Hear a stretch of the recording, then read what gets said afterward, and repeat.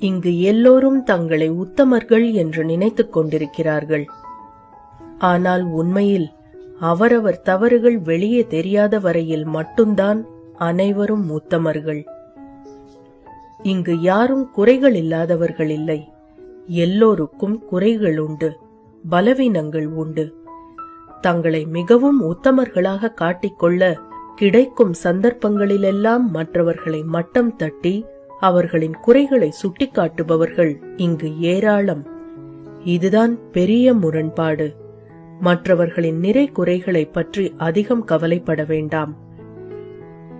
ஏனென்றால் தேவையில்லாத இந்த எண்ணங்கள் நம் சொந்த வளர்ச்சியை தடுக்கும். எனவே நம்மை மேம்படுத்திக் கொள்வதில் மட்டும் குறியாக இருப்போம்.